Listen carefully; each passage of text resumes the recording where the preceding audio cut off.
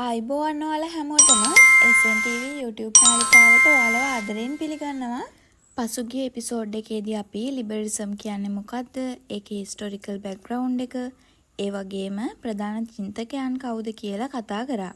අද අපි ලිබරලිසම් වල තවත් වැදගත් කොටසක් කතා කරමු. ඒ තමයි core assumptions of liberalism. ඒකෙදී අපි ලිබරලිසම් ලෝක දේශපාලනය ගැන මොන වගේ මූලික අදහස් ඉදිරිපත් කරන්නේ? රටවල් අතර කෝපරේෂන් ඇති වෙන්නේ කොහොමද? ඉන්ටර්නැෂනල් ඕගනයිසේෂන් වැදගත් වෙන්නේ ඇයි? ට්‍රේඩ් සහ ඉකොනොමික්ස් ඉන්ටර්ඩිපෙන්ඩන්ස් නිසා රටවල් අතර සම්බන්ධතා වෙනස් වෙන්නේ කොහොමද? ඒ වගේම ඩෙමොක්‍රසි සහ පීස් අතර සම්බන්ධයක් තියෙනවද? මේ වගේ ප්‍රශ්නවලට පිළිතුරු හොයන්න අපි මේ core assumption සම්බන්ධව කතා කරමු. පළවෙනි එක තමයි human nature, reasons and progress. ලිබරලිසම් තේරුම් ගන්න මුලින්ම human nature ගැන තියෙන අදහස තේරුම් ගන්න ඕනේ. අපි දැක්කා මිනිස් ස්වභාවය තුළ power සහ self interest වගේ දේවල් වැදගත් වෙනවා කියලා. නමුත් ලිබරල්ලා මුලින් මිනිසා ගැන ටිකක් වෙනස් විදිහට බලනවා. ඔවුන් කියන්නේ මිනිසා සම්පූර්ණයෙන්ම කන්ෆ්ලික්ට් සහ කම්පිටිෂන් වලට පමණක් යොමු වූ කෙනෙක් නෙමෙයි. මිනිසුන්ට රීසන් එහෙම නැත්නම් තර්කයෙන් සිතීමේ හැකියාවක් තියෙනවා. ඒ නිසා Tamanට අනෙක් පාර්ශවයන්ටත් ප්‍රයෝජනයක් සොලියුෂන් එකක් හොයාගන්න පුළුවන් කියලා. ඒ වගේම මිනිසුන් අත්දැකීම් වලින් ඉගෙන ගන්නවා. ඒ නිසා ඉන්ස්ටිටියුෂන්ස් laws සහ agreements වගේ දේවල් වර්ධනය කරගන්න පුළුවන්. මේ අදහස international politics වලදීත් apply කරොත් රටවල් අතර conflict ඇති වුණොත් negotiations, diplomacy සහ cooperation සඳහා ඒ කම්ප්ලීට් එක කළමනාකරණය කරගන්න පුළුවන් කියන අදහස ලැබෙනවා. හිතන්න රටවල් දෙකකට එකම මුහුදු සම්පතක් භාවිතා කරන්න අවශ්‍ය වෙනවා. දෙරටම මට විතරක් මේක ඕනේ කියලා තරඟ කරොත් කන්ෆ්ලික්ට් එකක් ඇති වෙන්න පුළුවන්. නමුත් දෙරටම සාකච්ඡා කරලා අපි මේ රිසෝසස් එක ෂෙයා කරගමු. හැබැයි රූල්ස් හදාගමු කියලා එකඟ වුණොත් රටවල් දෙකටම බෙනිෆිට්ස් ලැබෙනවා. ඒ වගේම මේ වගේ දේවලදී ලිබරලිසම් වැඩි අවධානයක් දෙනවා. දෙවෙනි එක තමයි කෝපරේෂන්ස්. දැන් අපි ලිබරලිසම් වල මූලික අදහසට එමු. ඒ තමයි කෝපරේෂන්. ලිබරලිසම් කියන්නේ රටවල් අතර කම්පිටිෂන් විතරක්ම නෙමෙයි. කෝපරේෂන් එකත් ඉන්ටර්නැෂනල් පොලිටික්ස් වල වැදගත් කොටසක්. රියලිසම් වලින් අපිට පෙන්වන්නේ state are competing for power and security. ලිබරලිසම් වලින් කියන්නේ yes competition exists but states can also cooperate when cooperation serves their interest. ඒ කියන්නේ රටවල් එකිනෙකාට ආදරය කරන නිසා කෝපරේෂන් කරනවා කියන එක නෙමෙයි, mutual interest එකක් තියෙන නිසා කෝපරේෂන් කරන්න පුළුවන් කියලා. මම කලිනුත් ඔයාලට කියලා තියෙනවා වගේ climate change එකදී එක රටක් තමන්ගේ එමිෂන්ස් අඩු කරලා කියන්නේ ලෝකයේ ක්ලයිමේට් ප්‍රොබ්ලම් එක සම්පූර්ණයෙන්ම විසඳෙන්නේ නැහැ. ඒ නිසා රටවල් අතර ඇග්‍රීමන්ට්ස්, නෙගෝෂියේෂන්ස් සහ කෝපරේෂන්ස් අවශ්‍ය වෙනවා. මේක ලිබරලිසම් පැහැදිලි කරන හොඳම එක්සාම්පල් එකක්. තව එක්සාම්පල් එකක් අපි කතා කරොත් නැචරල් ඩිසාස්ටර් එකක් ඇති වුණොත් වෙනත් රටවල් වලට ෆුඩ්ස්, මෙඩිසින්ස්, ටෙක්නිකල් ඇසිස්ටන්ස් ලබා දෙන අවස්ථා තියෙනවා. මෙතන තමන්ගේ ඉමීඩියට් නැෂනල් ඉන්ටරෙස්ට් එකට එහා ගිහින් කෝපරේෂන් එකක් ඇති වෙනවා. තුන්වෙනි එක තමයි ඉන්ටර්නැෂනල් ඉන්ස්ටිටියුෂන්. රටවල් එකිනෙකා සමග කෝපරේෂන්ස් කරන්න කැමති වුණත් ප්‍රැක්ටිකල් ප්‍රොබ්ලම් එකක් තියෙනවා. කවුද රූල්ස් හදන්නේ? කොහොමද ඇග්‍රීමන්ට්ස් ෆලෝ කරන්නේ? කවුද ඉන්ෆර්මේෂන් ෂෙයා කරන්නේ? ඩිස්පුට් එකක් ආවොත් කවුද ඒක සාකච්ඡා කරන්නේ? මේ ප්‍රශ්නවලට ඉන්ටර්නැෂනල් ඉන්ස්ටිටියුෂන් වැදගත් වෙනවා. උදාහරණයක් විදිහට United Nations, World Trade Organization, World Health Organization මේ ඉන්ස්ටිටියුෂන් රටවල් අතර කෝපරේෂන් සඳහා ප්ලැට්ෆෝම් එකක් ලබා දෙනවා. රටවල් අතර කන්ෆ්ලික්ට් එකක් ඇති වුණාම United Nations තුල සාකච්ඡා කරන්න පුළුවන්. ඒ වගේම humanitarian assistance, peacekeeping සහ international cooperation සඳහාත් UN වැදගත් වෙනවා. මේ නිසා ලිබරලිසම් වලට අනුව international institution can make cooperation easier. ඊළඟ එක තමයි how do international institution help? international organizations තිබුණා කියලා පමණක් cooperations ඇති වෙන්නේ නැහැ. ඒවා practical විදිහට වැදගත් වෙන්නේ කොහොමද? පළවෙනි එක තමයි rules. රටවල් එකඟ වෙන rules සහ standards set කරන්න පුළුවන්. දෙවෙනි එක තමයි information. රටවල් වලට informations change කරන්න පුළුවන්. තුන්වෙනි එක තමයි negotiations.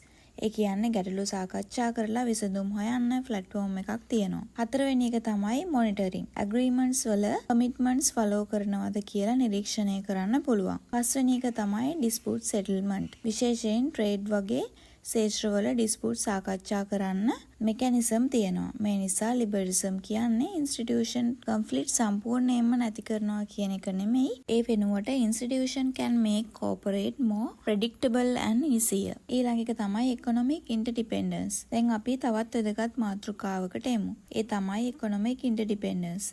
ඉන්ටර්ඩිපෙන්ඩන්ස් කියන්නේ රටවල් එකිනෙකා මත යම් ප්‍රමාණයකින් රඳා සිටීම. විශේෂයෙන් ඉකොනොමික් ඉන්ටර්ඩිපෙන්ඩන්ස් කියන්නේ ට්‍රේඩ්, ඉන්වෙස්ට්මන්ට්, ටෙක්නොලොජි, එනර්ජි සහ සප්ලයි චේන් වගේ දේවල් සඳහා රටවල් එකිනෙකා සමග සම්බන්ධ වීම. අද ලෝකයේ රටකට සම්පූර්ණයෙන්ම තනිවම ජීවත් වෙන්න අමාරුයි. අපි සරලම උදාහරණයකින් කතා කරොත් ඔයාගේ ස්මාර්ට් ෆෝන් එක ගන්න. එක රටක ඩිසයින් කරලා තවත් රටක කම්පොනන්ට්ස් නිෂ්පාදනය කරලා තවත් රටක ඇසෙම්බල් කරලා තවත් රටකට මාකට් කරනවා. ඒ කියන්නේ එක ප්‍රොඩක්ට් එකක් පිටිපස්සේ රටවල් කිහිපයක් සම්බන්ධ වෙලා තියෙනවා. මේක තමයි ග්ලෝබල් ඉකොනොමික් ඉන්ටර්ඩිපෙන්ඩන්ස් එකේ සරලම එක්සැම්පල් එකක් විදිහට අපිට කතා කරන්න පුළුවන් එකක්. 6 වෙනි එක තමයි ඩෙමොක්‍රසි ඇන්ඩ් පීස්. දැන් ලිබරලිසම් වල ඉතාම ප්‍රසිද්ධ අදහසක් තියෙනවා ඩෙමොක්‍රටික් පීස් තියරි. මෙහි මූලික අදහස තමයි ප්‍රජාතන්ත්‍රවාදී රාජ්‍යයන් එකිනෙකා අතර යුද්ධයට යාම සාපේක්ෂව දුර්ලභ බව. ඒකට එක්ස්ප්ලනේෂන් කිහිපයක්ම තියෙනවා. ඩෙමොක්‍රටික් ස්ටේට් වල ඉලෙක්ෂන්ස්, public accountability, political institution, open debates, check and balances මේ වගේ මෙකැනිසම් තියෙන නිසා ලීඩර්ස්ලට ෆොරින් පොලිසි ඩිසිෂන්ස් ගැන accountability එකක් තියන්න පුළුවන්. 7 වෙනි එක තමයි ඉන්ටර්නැෂනල් ලෝ. ලිබරලිසම් වල තවත් වැදගත් assumption එකක් තමයි international law can help regulate state behaviors. ලෝකේ world government එකක් නැති වුණත් රටවල් treaties, conventions සහ agreements හරහා rules වලට එකඟ වෙන්න පුළුවන්. උදාහරණයක් විදිහට maritime boundaries, trades, human rights, environment, diplomatic relations වගේ ශේත්‍රවලදී international rules තියෙනවා. මේවා perfect ඒවා නෙමෙයි. සෑම රටක්ම සෑම වෙලාවෙම rules follow කරනවා කියලාත් කියන්න බෑ. නමුත් ලිබරලිසම් වලට අනුව rules create expectation can make international relations more predictable. මේකෙන් කියන්නේ නීති රීති අපේක්ෂාවෙන් නිර්මාණය කරන අතර ජාත්‍යන්තර සම්බන්ධතා වඩාත් පුරකථනය කළ හැකි කියලා. 8 වෙනි එක තමයි collective security. සරලව කිව්වොත් එක් රටකට එරෙහිව ආක්‍රමණශීලීත්වය පුළුල් ජාත්‍යන්තර ප්‍රජාවේ ගැටලුවක් ලෙස සැලකීමේ අදහසට තමයි මේ collective security එකක් කියලා කියන්නේ. ඒ කියන්නේ යාගේ ප්‍රශ්න අපට අදාළ නැහැ කියන එක නෙමෙයි, ජාත්‍යන්තර සාමය සහ ආරක්ෂාව අප සැමගේ අවධානයට ලක් වෙන්න ඕනේ කියන එක. මේ අනුව United Nations system එක ඇතුලේ collective security concept එක වැදගත් වෙනවා. හැබැයි practical world එකේදී collective security ක්‍රියාත්මක කිරීම සංකීර්ණ වෙනවා. විශේෂයෙන්ම major powers අතර disagreement තියෙනකොට international response එක ගන්න අමාරු වෙනවා. ඒ නිසා ලිබරලිසම් ගැන කතා කරනකොට එහි හොඳ පැත්ත විතරක් නෙමෙයි සැබෑ ලෝකයේ ඇති ප්‍රායෝගික ගැටලු සලකා බලන්න ඕන. මේ විදිහට අපිට ලිබරලිසම් වල core assumptions හඳුනා ගන්න පුළුවන්. මේ concept හැම එකම තේරුම් ගත්තට පස්සේ අපිට හිතන්න පුළුවන් රියලිසම් කියන්නේ power සහ security එක central කරන theory එකක්. ලිබරලිසම් කියන්නේ corporation සහ institution central කරන theory එකක්. ඒ වගේම රියලිසම් වලදී state තමන්ගේ සිකියුරිටි එක ගැන සැලකිලිමත් වෙනවා. ලිබරලිසම් වලදී ස්ටේට් තමන්ගේ ඉන්ටරෙස්ට් එක ආරක්ෂා කරගන්න තරමටම කෝපරේෂන්ස් මගින් මියුචුවල් බෙනිෆිට්ස් ලබා ගන්න පුළුවන් කියලා කියනවා.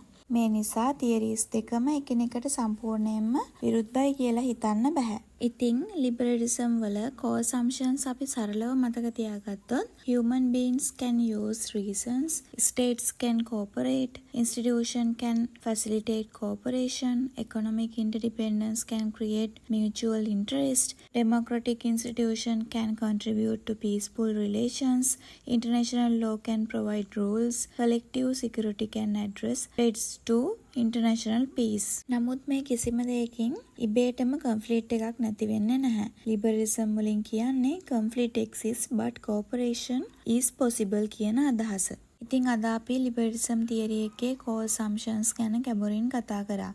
අපි දැක්කා ලිබරලිසම් ලෝක දේශපාලනය දිහා බලන්නේ පවර් සහ කම්පිටිෂන් හරහා පමණක් නෙමෙයි. කෝපරේෂන්, ඉන්ස්ටිටියුෂන්, ඩෙමොක්‍රසි, ඉකොනොමික් ඉන්ටර්ඩිපෙන්ඩන්ස් සහ ඉන්ටර්නැෂනල් ලෝ වගේ දේවල් හරහා. මේ නිසා රියලිසම් අපිට ලෝකයේ කම්පිටිෂන් සහ පවර් පොලිටික්ස් තේරුම් ගන්න ෆ්‍රේම්වර්ක් එකක් දෙනවා.